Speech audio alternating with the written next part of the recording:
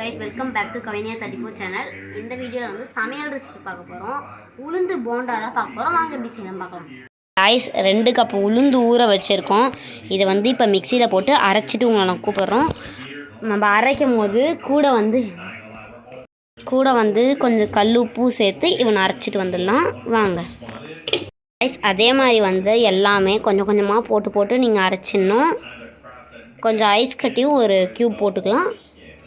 அதான் கைஸ் வந்து மிக்ஸி வந்து நம்ம அரைக்க சூடாகாமல் இருக்கும். நம்ம வந்து ஆல்ரெடி நம்ம உளுந்து போண்டாக்காக தண்ணி சட்னி அரைச்சி வச்சிட்டோம். தண்ணி சட்னிக்காகவும் நாங்கள் வந்து ஒரு ரெசிபி போடுறோம். அது வந்து பாருங்கள் அப்புறமா. எதுக்கு நம்ம வந்து மாவை வந்து அரைச்ச மாவை 2ஆக பிரிக்கிறோம் மீன்ஸ் கொஞ்சம் வந்து நம்ம வந்து மிளகு சீரகெல்லாம் போட்டு போண்டா மாதிரி போட போகிறோம்.